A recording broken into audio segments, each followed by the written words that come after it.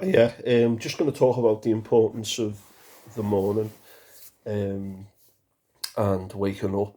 And if you are someone who suffers with mood, etc., and doesn't necessarily feel good in the morning, um, it can take you a little while to wake up. But when you do wake up, get out of bed.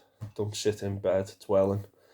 If that is something that doesn't work for you, and you need to be really rigorous with that and look after yourself, and don't let that bully start the day nagging away at you while you're still in bed and getting you thinking negatively. So get up, and if you have to set an alarm to help you to get up in the morning with meaning, great. Now, some of us might have work, children, reasons why we've got to be up at a particular time, but where possible, get up with intention and purpose, regardless of what that is.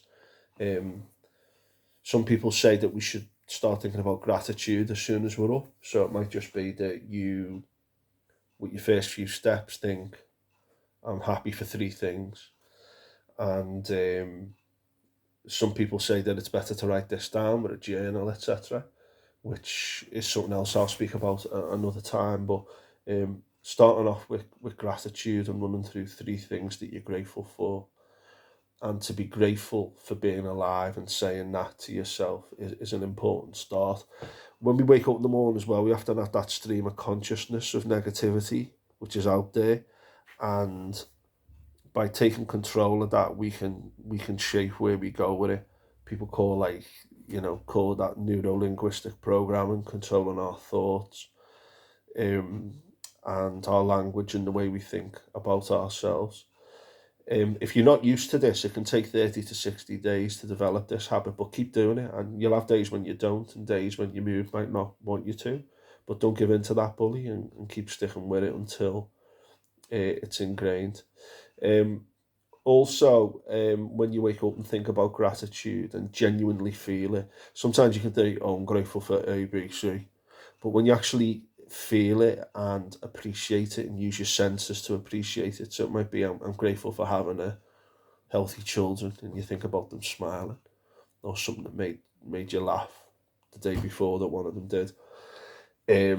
Or you might say, I'm grateful to have a job, and you might think, why your job is important to you, and the fact that it gives you a purpose or a meaning or whatever. It's about identifying things but feeling them rather than just ticking them off in your head as if they're just some random thing. Really nail down in your feelings why they're important to you, those three grateful things, or those three things that you show gratitude for every morning. Um, some of us really struggle in the morning getting out, and I would recommend that you get a little routine. I do some exercises in the morning. I do some meditation in the morning. If it means getting a shower, getting out the door, doing your exercise, whatever, do it.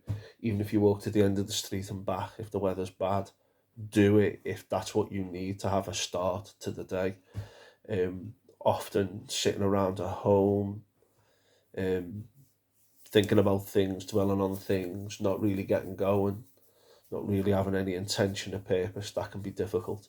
And it's very important to get into a meaningful routine. I know some people get up and jog and walk the dog first thing.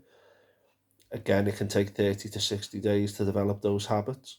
But again, if you practice this for um, 2 months' time, you can say, is this better? Am I working better? Was what was happening beforehand, was that working? No. So try something new and persevere, and give it 2 months and then say, right, is it better? Yeah, so I'm going to keep doing it. And then it just becomes a part of our day and a part of our structure. So getting up in the morning, not dwelling in bed, gratitude, really feeling the gratitude, and then making sure you have that meaningful routine. Have flexibility, have a duvet day now and again. Um, sometimes say, oh, I'm just going to relax today because I'm out this afternoon. But it's when you've got a full day, you're not really getting going, that can be problematic. You'll notice as well, some things work for you and some things don't. You do need to have a bit of flexibility, but having a meaningful routine is crucial. I know that when it's the weekend, I like to get up and exercise. But even if I don't exercise until the afternoons on the weekend, I at least know mentally that I'm doing that later. So that gives me permission to maybe chill in the morning. Whereas I know that probably getting out and doing it first thing would be better. But that's not always possible because you've got family commitments or whatever. Don't be harsh on yourself if you don't stick to things. Just say, okay, I'll do it tomorrow. Right, I didn't do it today for whatever reason. So I'm going to do it tomorrow. And after 30, 60 days, that routine becomes a habit. And then those habits can last a lifetime. What you'll also do is, once you've mastered them, your mind just thinks of the next thing. How can I get better? So it's like progress all the time.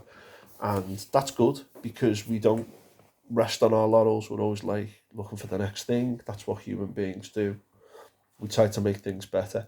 We sometimes, by trying to make things better, make things worse. But it's important that we're in the hunt for meaning, for purpose, for improving, having that growth mindset. So work out what you want to do, write it down, and then come up with a plan. Gratitude, getting out of bed. You're going to go for a run in the morning. You're going to get a shower first thing in the morning. What are you going to do? You're going to have your breakfast. Okay, you're going to sit at a table to have your breakfast. Are you going to not look at your phone until a certain time? Are you going to make sure that every day you do something at 9 o'clock, 10 o'clock? Doesn't matter what it is, but it's there. And you have your own little things that you do as a backup, because we're not living in a rehearsal and we need to get interested in how we make our lives better. So form habits, get the morning right. If you get the morning right, the rest of the day will fall into line far easier. Some people also have the morning, afternoon, evening. You're doing something in each of those parts of the day that have meaning to you. Might be a job. You might say, well, I'm in work all day. So that's the morning and the afternoon gone. In the evening, what's that little thing that gives you meaning? If it's a Sunday, what are you going to do? You're going to chill in the morning. Okay, that's fine. Mentally, can you chill? Do you find it hard to relax? Will that start triggering negativity? If so, come up with an idea. I'm going to go out with the dog. I'm going to go for a run. I'm going to go for a walk. I'm going to go for a walk with my raincoat on and take an umbrella. You know, if it's raining or it's windy, I'm still going to do it because that's what makes me feel better. And it's about being ruthless with yourself, not giving into that negative bully and making positive changes. What is your meaning for that day? What is your structure? Yes, be flexible. Yes, be easy on yourself. But get into good habits because at the end of the day, you're worth it. Thanks.